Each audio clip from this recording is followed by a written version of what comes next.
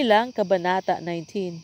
Sinabi ni Yahweh kina Moises at Aaron, sabihin ninyo sa mga Israelita na pumili ng isang mapula-pulang dumalagang baka na walang kapintasan at hindi pa nagpapatrabaho kahit kailan.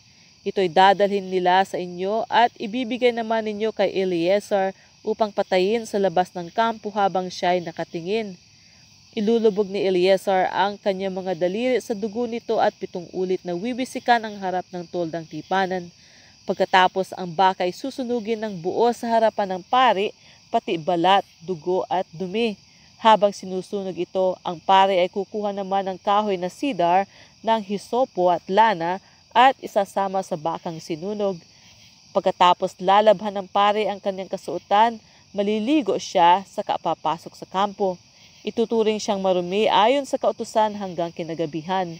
Ang kasuotan ng katulong sa pagsusunog ng dumalagang baka ay dapat ding labhan. Kailangan din siyang maligo at ituturing din siyang marumi hanggang sa kinagabihan. Ang abo ng sinunog na baka ay iipunin ng sinumang malinis ayon sa kautusan. Ilalagay ito sa isang malinis na lugar sa labas ng kampo. Ito ang gagamitin ng mga Israelita sa paghahanda ng tubig na panlinis ayon sa kautusan, sapagkat ang dumalagang bakang iyon ay handog para sa kapatawaran ng kasalanan. Ang kasuotan ng mag-iipon ng abo ay lalabhan at ituturing din siyang marumi hanggang sa kinagabihan. Ang tuntuning ito ay susundin ng lahat habang panahon para sa mga Israelita at maging sa mga dayuhang naninirahan sa bayan nila. Sino mang makahawak sa patay ay ituturing na marumi sa loob ng 7 araw. Upang maging malinis muli, kailangang linisin niya ang kanyang sarili sa 3 at 7 araw sa pamamagitan ng tubig na inilaan para dito. Kapag hindi niya ginawa ito, hindi siya magiging malinis. Sino mang humawak ng bangkay at hindi maglinis ng sarili sa pamamagitan ng tubig na panlinis ay nagpaparumi sa tabernakulo ni Yahweh. Siya ay mananatiling marumi habang panahon at ititiwalag sa sambayan ng Israel. Ito ang tuntunin kapag may namatay sa loob ng tolda. Lahat ng naroroon o sino mang pumasok doon ay ituturing na marumi sa loob ng 7 araw. Pati nga si sidlang walang takip ay ituturing din na marumi. Lahat naman ang makahawak ng patay o kalansay sa labas ng tolda at ang sino mang mapahawak sa libingan ay ituturing din na marumi sa loob ng 7 araw.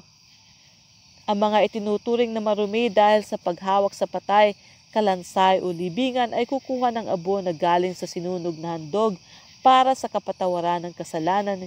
Ilalagay ito sa isang palangganang may sariwang tubig. Pagkatapos ang isa sa mga itinuturing na malinis ay kukuha ng sanga ng hisopo, ilulubog ito sa tubig at wiwisikan nito ang tolda, ang mga kagamitan dito at ang lahat ng taong nakahawak ng patay, kalansay o libingan. Sa 3 at 7 araw, ang itinuturing na marumi ay wiwisikan ng sinumang itinuturing na malinis. Pagkatapos lalabhan ng itinuturing na marumi ang kanyang kasuotan at siya'y maliligo sa kinagabihan, ituturing na siyang malinis. Sinumang itinuturing na marumi ngunit hindi maglinis sa pamamagitan ng tubig na panlinis ay mananatiling marumi.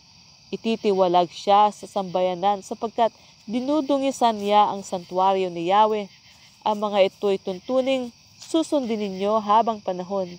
Lalaban din ang kasuotan ng sinumang magwisik ng tubig na panlinis at sinumang makahawak sa tubig na ito ay ituturing na marumi hanggang kinagabihan. Anumang mahawakan ng taong itinuturing na marumi ay ituturing ding marumi hanggang kinagabihan. Gayon din ang sinumang humipo sa bagay na iyon.